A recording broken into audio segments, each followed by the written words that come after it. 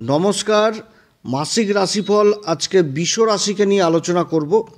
বৃষ রাশির এই মে মাস কেমন কাটতে যাচ্ছে এ বিষয়ে আজকে বিশেষভাবে তুলে ধরব। মে মাসে সন্তান, শিক্ষা, প্রেম, ভালোবাসা, ভাগ্য, কর্ম সমস্ত কিছুই বিস্তারিত আলোচনা করব এবং তার সাথে তুলে ধরব এই মে মাসে কোন কোন গ্রহের কী অবস্থান রয়েছে, কোনো পরিবর্তন রয়েছে কি না।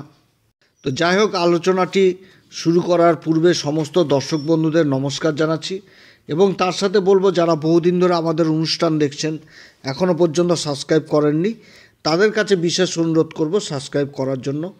বৃষ রাশি সম্পর্কে বহু ভিডিও আমাদের চ্যানেলে আপলোড দেওয়া হবে। যারা জ্যোতিষী প্রেমী, জ্যোতিষীকে ভালোবাসেন, জ্যোতিষী বুঝেন, আশা করছি তাদের বহু কাজে লাগবে। তো যাই হোক, আমি বিশেষভাবে আরেকটি কথা বলবো যে আমি কোনো রকমভাবে কোনো দর্শককে বিভ্রান্তের মধ্যে রাখতে চাই না। এটা গ্রহদের গোচরের উপরই আলোচনা করা হচ্ছে, কারো কোনো রকম ব্যক্তিগত কুষ্টি ধরে আলোচনা নয়। এটা আপনারা চন্দ্র রাশি অনুসারে দেখবেন কিংবা লগ্ন হিসাবেও দেখতে পারেন। বৃষ রাশির ক্ষেত্রে এই মে মাসে অনেকগুলি পরিবর্তন হতে যাচ্ছে। সবথেকে বড় বড় পরিবর্তন, দেবগুরু বৃহস্পতি রাশি পরিবর্তন করবে। 14ই মে বেরিয়ে যাবে, 15ই মেতে প্রবেশ করবে একেবারে মিথুন রাশিতে। এতদিন দেবগুরু বৃহস্পতি রাশির উপর অবস্থান করছিল, এবার মিথুন রাশিতে ধন সম্পত্তির ঘরে অবস্থান করবে। তার সাথে 18ই মে রাহু এবং কেতুর কিন্তু পরিবর্তন হচ্ছে। রাহু চলে আসবে একদম কর্মের ঘরে, যেটা হচ্ছে কুম্ভ রাশি, এবং কেতু চলে আসবে একদম চতুর্থ ঘর, যেটা হচ্ছে সিংহ রাশি। তো এই তিনটি গ্রহের বড় পরিবর্তন এই মে মাসে হচ্ছে। তার সাথে হবে হচ্ছে বুধের পরিবর্তন। 6 তারিখ পর্যন্ত বুধ থাকছে, যেটা হচ্ছে একাদশ ঘর মীন রাশিতে। বুধের নিজভঙ্গ রাজযোগ ছিল শুক্র উচ্চ অবস্থায় থাকার দরুন।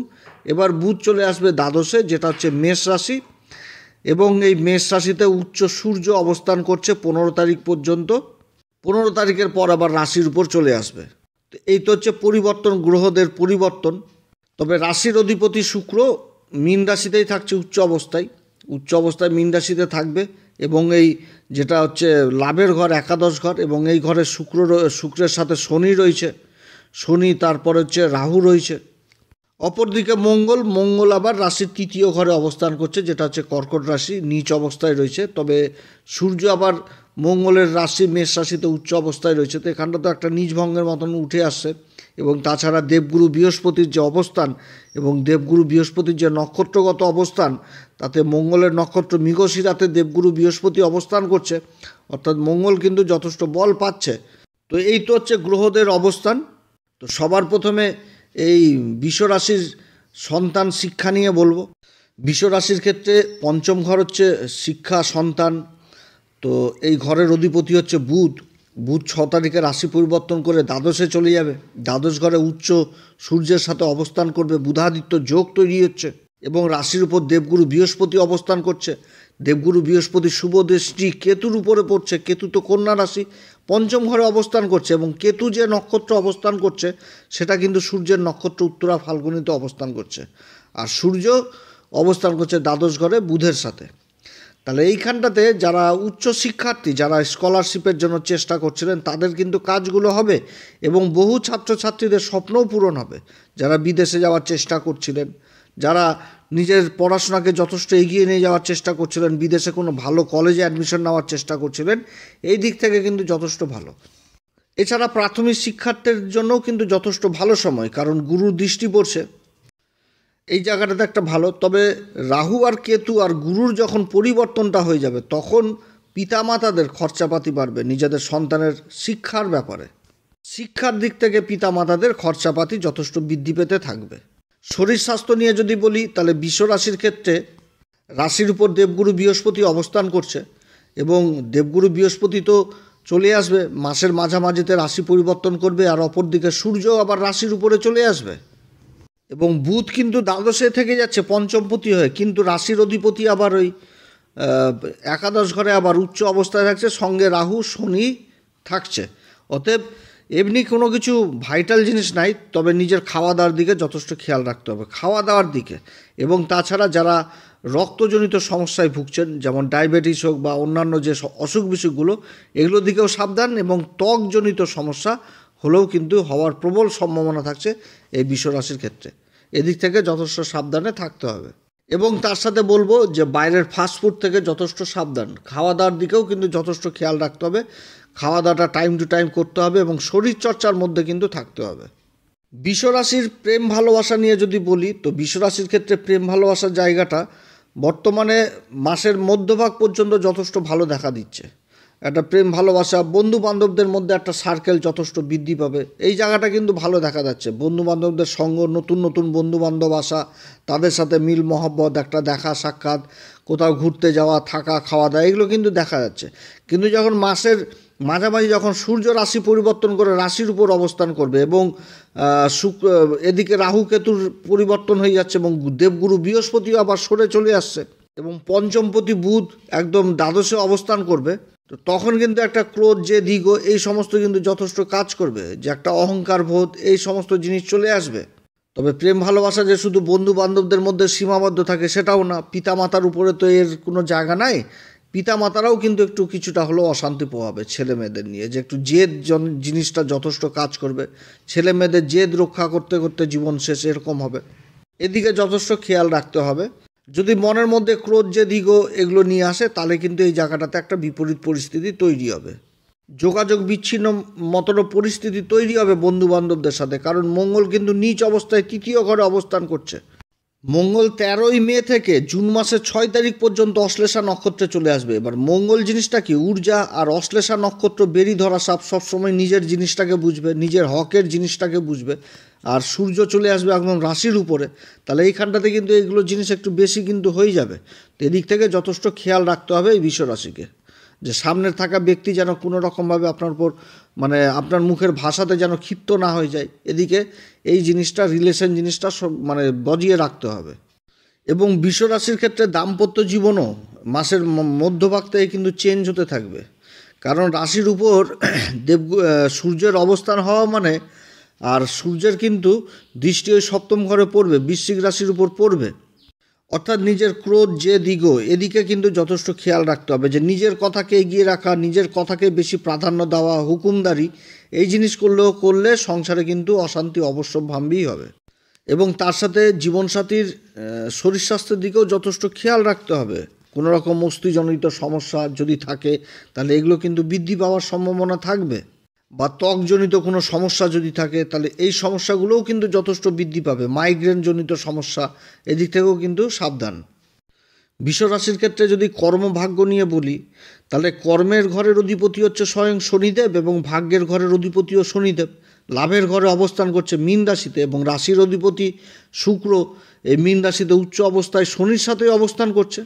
তাহলে এখানটাতে রাশির অধিপতি উচ্চ অবস্থায় কর্মের ঘর এবং ভাগ্যের ঘরের অধিপতির সাথে তার উচ্চ রাশিতে অবস্থান করছে, সঙ্গে রাহু রয়েছে। আর রাশির দেবগুরু বৃহস্পতি 14 তারিখ পর্যন্ত রাশির উপরে থাকছে এবং রাশির উপর থেকে সরে চলে আসবে ধনসম্পত্তির ঘরে। দেবগুরু বৃহস্পতি হচ্ছে অষ্টমপতি এবং তার সাথে ওই লাভের ঘরের অধিপতি হয়ে দ্বিতীয় ঘর ধনসম্পত্তির ঘরে বসবে এবং নিজের রাশির উপর অষ্টম ঘরে, যেটা ধনুরাশি, তার উপর দৃষ্টি দিবে। অর্থাৎ এই 14-15 তারিখ পর্যন্ত যথেষ্ট ভালো পরিবর্তন এই বিশ্বরাশির ক্ষেত্রে। কর্মক্ষেত্রে মান সম্মান যথেষ্ট ভালো এবং আর্থিক উন্নতির যথেষ্ট ভালো যোগ রয়েছে।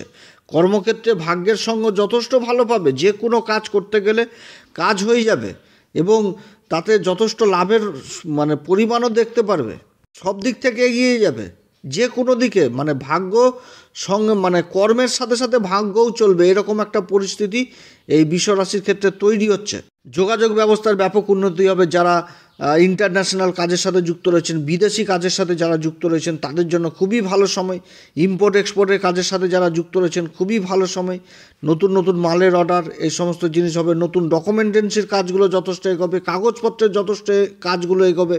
স্ত্রীবর্গীয় ব্যবসার সাথে যারা যুক্ত রয়েছেন, যেমন কসমেটিকের ব্যবসা, রেডিমেড গার্মেন্ট, সুতির কাপড়ের ব্যবসা, ফ্যাশন ডিজাইনার, বিউটিশিয়ান, এছাড়া লাক্সারি আইটেমের যারা ব্যবসা করছেন, দামি দামি পোশাক, দামি দামি গাড়ি, তারপরে যেগুলো হয় আর কি লাক্সারি আইটেম, এই সমস্ত কাজগুলো যথেষ্ট ভালো হবে মাসের মাঝখানের পর্যন্ত।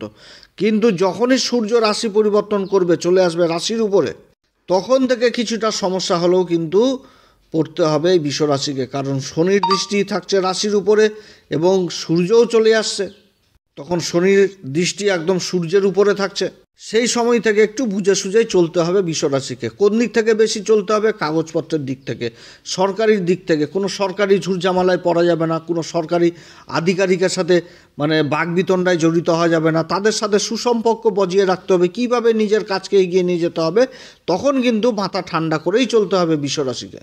ভূমি সংক্রান্ত কাজগুলো যথেষ্ট ভালো হবে, কিন্তু দেখে শুনে কাজ করতে হবে। যে কারো মুখের কথায় অ্যাডভান্স করে দিলাম, হয়ে গেল কাজ, এগুলো করলে কিন্তু অসুবিধায় পড়তে হবে। যে কোনো কাজে ডকুমেন্টেন্সি, কাগজ অবশ্যই প্রয়োজন রয়েছে, কারণ সূর্য কিন্তু রাশির উপর অবস্থান করবে। সূর্য হচ্ছে চতুর্থ ঘরের অধিপতি হয়ে রাশির উপর অবস্থান করবে, তো এখানটাতে কেন্দ্রের অধিপতি কেন্দ্রেই থাকছে। এবার সূর্য থেকে প্রশাসন জিনিসটাকে দেখা হয়, তাহলে প্রশাসনিক কাজগুলো যেগুলো হবে সেগুলোর দিকে যথেষ্ট সাবধান, এবং সেইগুলোর দিকে কাগজপত্র মেনটেন করেই করতে হবে। কারণ মঙ্গল আবার তৃতীয় ঘরে অবস্থান করছে, নীচ অবস্থায় মঙ্গল। এই যে তৃতীয় ঘর, যেটা যোগাযোগের ঘর, কাগজপত্রের ঘর, এই সমস্ত কাজ অবশ্যই ভালো মতন করে দেখে শুনে করতে হবে। দেবগুরু বৃহস্পতির যে অবস্থানটা হতে যাচ্ছে নেক্সটে, এই অবস্থানটাও যথেষ্ট ভালো, কারণ দেবগুরু বৃহস্পতি নিজের রাশি ধনু রাশিকেই দেখবে, যেরকম সেরকম কর্মের ঘরকেও দেখবে। কর্মের ঘরে তো রাহু ট্রানজিস্ট হয়ে গেল, রাহুর উপর দেবগুরু বৃহস্পতির দৃষ্টি থাকবে, অর্থাৎ কর্মক্ষেত্রে যথেষ্ট ভালো ফল পাবে। কিন্তু সূর্য তো রাশির উপর অবস্থান করছে, রাশিটাকে তো বিশেষভাবে প্রভাবিত করবে। অতএব এই জায়গাগুলোতে যথেষ্ট সাবধানে চলতে হবে বিশ্বরাশিকে। যেখানটাতে কাগজপত্রের প্রয়োজন রয়েছে সেখানটাতে কাগজপত্র অবশ্যই ব্যবহার করতে হবে, কারো কোনো রকম মুখের কথাতে কিন্তু চলবে না। এই সময়কালেও বিদেশের কাজগুলো ভালো হবে। তো যাই হোক, এদিক থেকে যথেষ্ট সাবধান, এদিকটা মেনটেন করেই চলতে হবে, মাথা ঠান্ডা করে চলতে হবে। এই সময়কালে বিশ্বরাশি কোন উপাচার করবে? প্রত্যেকদিন হনুমান চল্লিশা, বজ্রংবাণ ইত্যাদি পাঠ করবেন শ্রীরাম সীতার প্রণাম মন্ত্র সহকারে, এবং তার সাথে সূর্যদেবকে অর্ঘ্য দিবেন। প্রত্যেকদিন সূর্যদেবকে অর্ঘ্য দিবেন। যারা গুরুর দীক্ষা নেননি অবশ্যই গুরুর দীক্ষা নেবেন। বিশ্বরাশির ক্ষেত্রে শনির অবস্থান দুর্দান্ত অবস্থান, খুবই ভালো অবস্থান। লাভের ঘরে অবস্থান করছে শনি, 2.5 বছর প্রায় থাকবে, যথেষ্ট ভালো অবস্থান। তো যার জন্য এই সময়কালে অবশ্যই মনে রাখবেন, প্রতি শনিবার করে কোনো রকমভাবে লোহার বস্তু, চামড়ার বস্তু, সরিষার তেল বাড়িতে কিন্তু ক্রয় করে নিয়ে আসবেন না। পারলে এই সমস্ত জিনিস দান করবেন, গরিবদের মধ্যে দান করবেন, যথেষ্ট ভালো ফল পাবেন। তো অনেক কথা আলোচনা করলাম। যদি এই পরামর্শ সত্যিই ভালো লাগে, তাহলে সমস্ত বিশ্বরাশি দাদা ভাই বন্ধুদের অবশ্যই রিকোয়েস্ট করব চ্যানেলটি সাবস্ক্রাইব করার জন্য। এই চ্যানেলে বিশ্বরাশি সম্পর্কে বহু ভিডিও আগামী দিনে আপলোড দেওয়া হবে। আপনারা সবাই ভালো থাকেন। এরপরে আবার আসবে একটি নতুন পর্ব নিয়ে। নমস্কার, ধন্যবাদ।